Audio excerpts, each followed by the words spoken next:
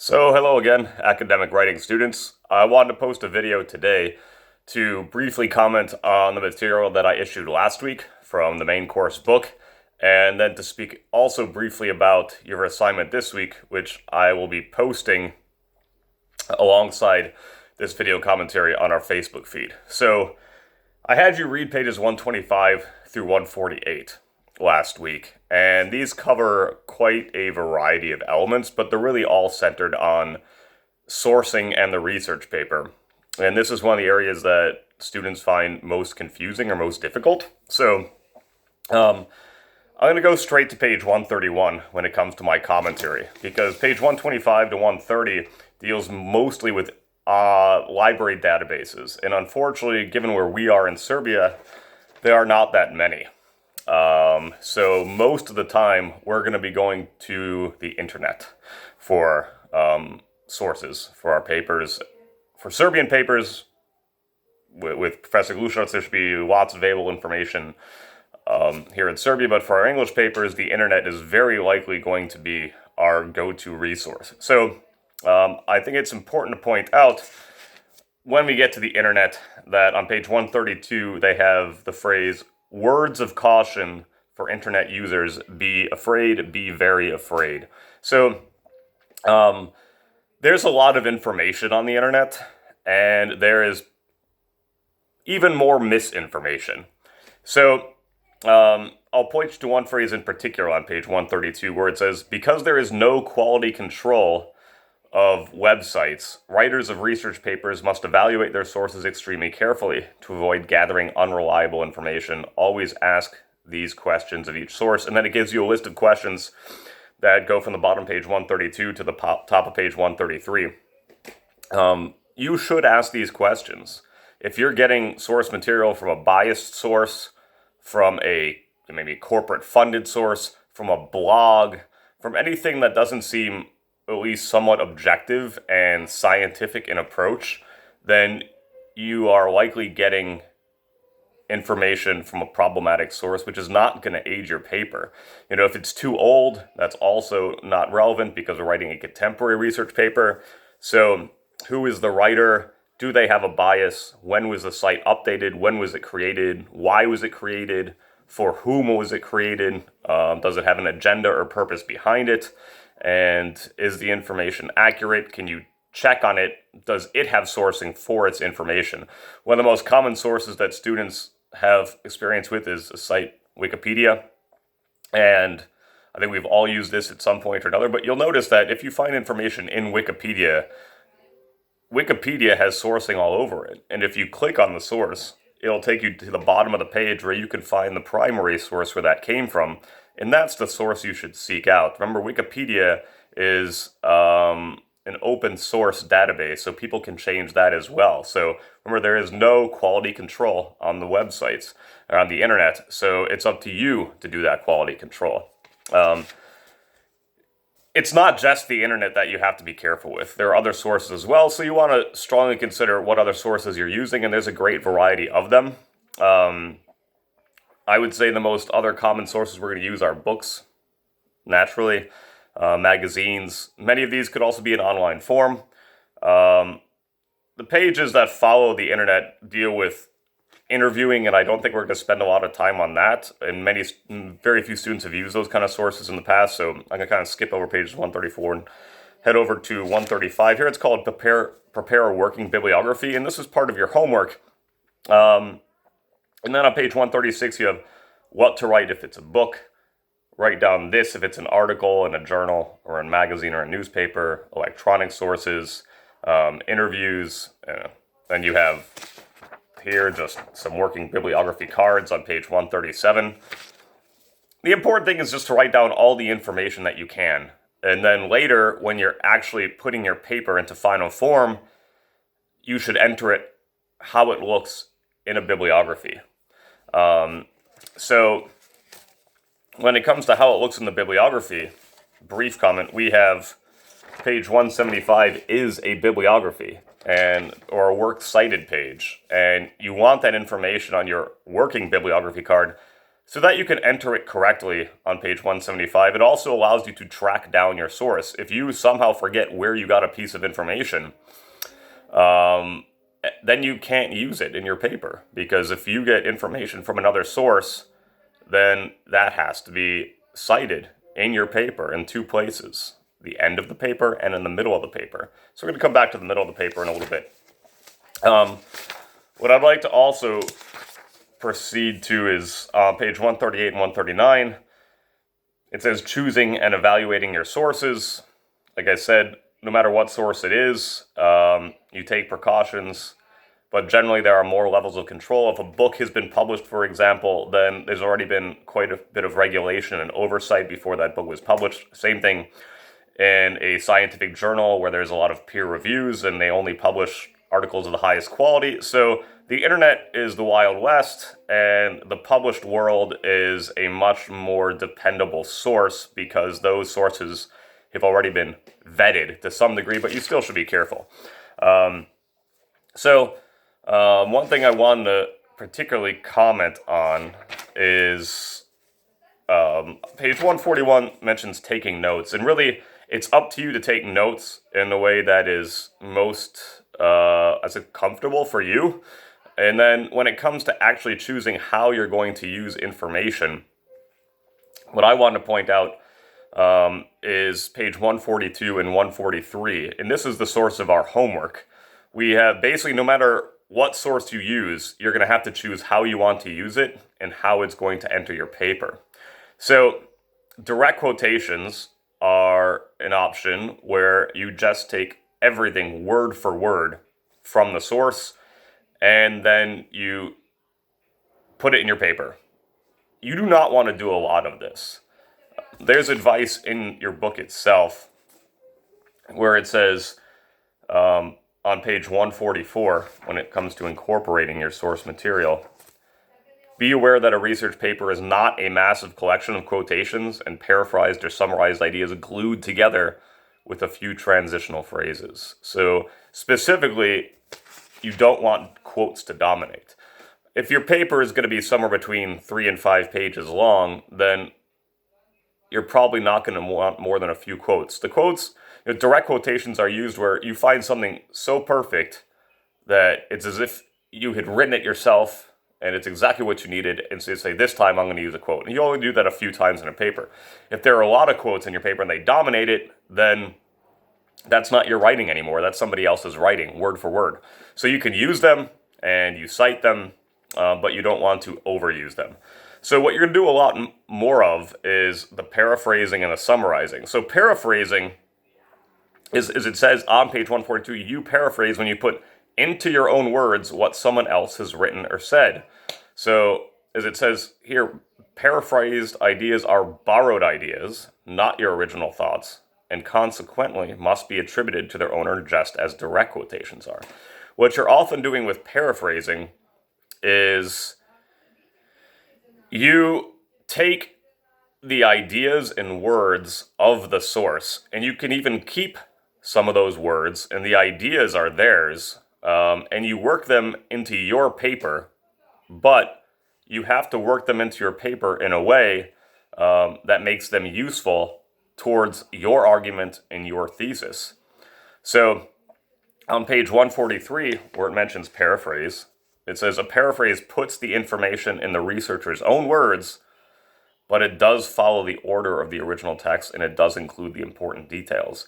So you've rewritten it when you're paraphrasing. It's kind of like a closely mirroring rewriting of their ideas in order to make it fit into your paper. This is often the most challenging for students. Direct quotations are quite easy. You just take them, you put them in, you cite them. Paraphrasing is taking concentrated blocks of text and working them into your paper in a way that benefits your argument, which is why we're going to practice these elements again this week. So that's paraphrasing, and there are multiple examples and in your book itself, and there is practice in the homework. Now, when it comes to summary writing, what you often do here is you're not taking like in paraphrasing, you're often taking a dense piece of text. Like you find like a really good paragraph and there are multiple ideas in there, and then you borrow them and you put them into your paper and then you source them or you cite them. Summary is, and this is, I think, in a way, the most likely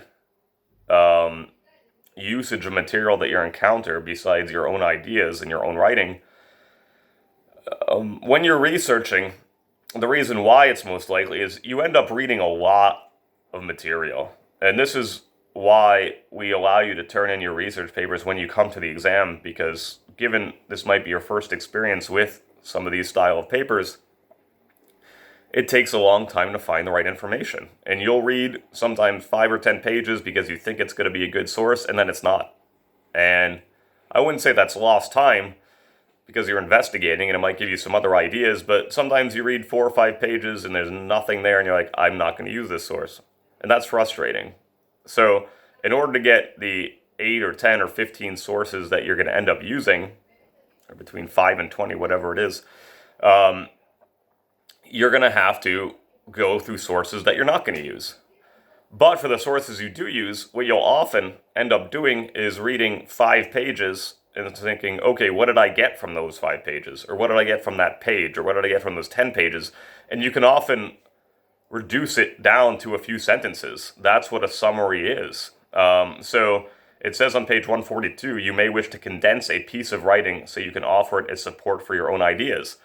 And in a research paper, the support for your own ideas has to come from sources. So you really only have 3 options. It's direct quotations, it's paraphrasing, and it's summarizing. But I think summarizing is the most likely way to use source information that you're going to utilize. So we're going to practice that most intensively in our homework this time. And in the coming weeks, summary writing and paraphrasing are going to be the dominant activities when it comes to how to use sources and how to put them in your paper. What I did want to also say is you must, keep in mind that this is your paper. So on page 142, when it says, in what form is information going to be incorporated in your paper, you have direct quotations, paraphrasing, summarizing, and then your own ideas. You always need that element. Your paper cannot function without it. And so I would point you to the top of page 144, which I think does a pretty good job explaining this. At the top of page 144 in your main books, it says incorporating your source material. And it says, be aware that a research paper is not a massive collection of quotations and paraphrased or summarized ideas glued together with a few transitional phrases. I already read that sentence earlier. It continues, though, and says, it is instead an essay in which you offer your thesis and ideas based on and supported by your research. Consequently, you will need to incorporate and blend in your reference material in a variety of smooth and persuasive ways. So, pages 144 and 145 give you some examples of how that can look. They also, again, advise you don't overuse direct quotations. And there's a nice example on the bottom of page 144 where there's a worse example of using a quotation where it's dropped in, or a better use where it's introduced. So the main challenge, whether it's a quotation or a paraphrase or you're using information that you summarized from a larger block of text, is putting it in your paper and citing it correctly so it's not plagiarism. So that's largely what the next few pages cover. So page 146 through 148 are basically how to use your source material and incorporate it correctly into your paper, and at the same time avoid plagiarism. And if you're doing those both, then you're incorporating your source material correctly. So we'll continue to work on this in the coming weeks. Now, the other final element that I want to talk about this week is what documentation style to use and where and how do you document these elements. So on page 150, it says choosing the documentation style for your essay. And essentially, there are 2 main documentation styles. There is the MLA style and there is the APA style. You can use either one. you should just decide which one and be consistent.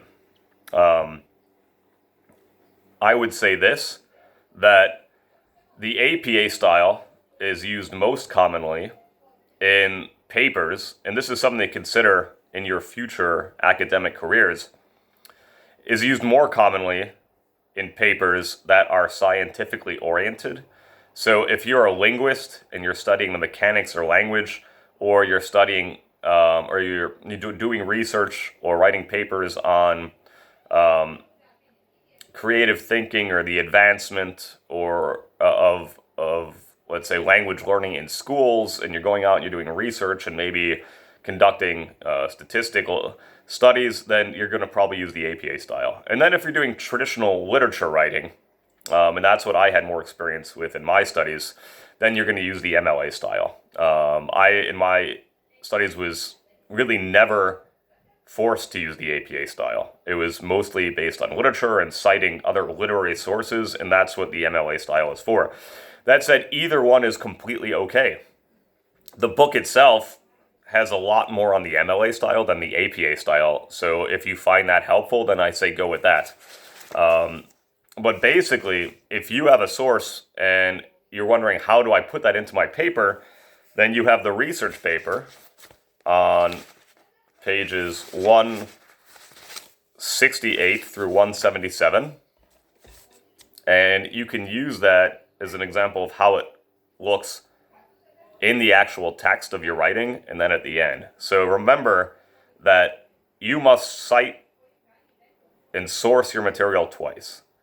When you actually use the information in whatever paragraph you're in, you cite it, and there are precise instructions for that in your book. Then, using that information from the working bibliography card, you put it into the form that you see on page 177, which is this.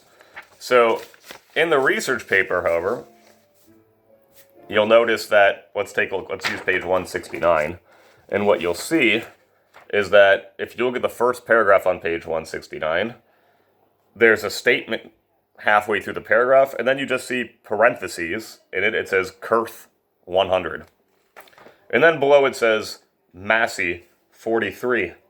And then in the next paragraph it says Rosinski 373. So what that means is the information that preceded that name and number in parentheses came from a book by Kurth on page 100, and a book by Massey on page 43, and a book by Rosinski or an article by Rosinski on page 373, and then I should be able to, when I read your papers, go back and say, where is that? Well, I need more information about that source, and that's what the works cited page is. So when I go back here, I see Kurth, Peter, The Mystery of the Romanov Bones. This was an article in Vanity Fair. Then Robert Massey, The Romanovs, The Final Chapter. That was a book published in 1995. And then Rosinski, that was also a book. Rosinski, Edward the Last Tsar, The Life and Death of Nicholas II. Translation, Marie and Schwartz, New York Doubleday, 1992. So that's how you actually put it into your paper. I will say this. The internet you may encounter some sources on the internet and find it difficult to find the exact specific instructions in this book. So what I'll be doing in the coming weeks as we practice this again and again is to post some other links that should be useful just in case the instructions aren't here. You know, when you think about pages 150 through page 167, those are simply instructions. If you use a book, you do this. If you use an article, you do this. If it's an article in a journal, you do this. If it's a newspaper article, you do this. And so there are dozens and dozens of, let's say, samples and instructions. You do not have to memorize that. That's why you have a book. When I entered college studying English as my major, the first book that I went to the library to get was called the MLA Handbook. And the entire book with simply examples and instructions about how to do what they're telling you to do on pages 150 to 167. How to use quotes correctly, how to paraphrase correctly, how to summarize correctly. So I had that book for all the years of my studies, and it was there so that if I was writing a paper and I wanted to do a citation, I said, I took this information from an internet article, that was an internet magazine, how do I cite that properly? I find my MLA handbook, I go with the glossary or the chapter dealing with that, and then I follow the instructions. So I don't have all this memorized, and you don't need to either. And there are sites on the internet, like I said, that are also helpful for some sources that our main book may not cover, and I'll be posting links for those and talking about that. For your homework this week, there are going to be 4 pages posted. Really, it's going to be the same activity or a similar activity that you're going to do twice, and I will post the exact instructions on the Facebook feed, as I mentioned earlier, to accompany this video. And what they're going to do, essentially, is you're going to take a block of text here, and you have various tasks on the pages that I'm going to post, but they're all related to summarizing, paraphrasing, referencing, and using your words as opposed to the text's words, and interpreting. A large and a challenge in getting source material is also making sure you understand it. So the activities that I'll be posting, and which will be your homework this week, will require you to comprehend, first off, interpret, summarize, paraphrase, analyze quotes, and then also require to do small amounts of writing in all of those categories. So you won't be necessarily doing all of the pages that I post. I'll be posting instructions like I said. There'll be 2 pages. It'll again be worth something of your research paper. I haven't decided exactly what yet, but I'll post that later today along with this video. So that will be your homework. It'll be due next week.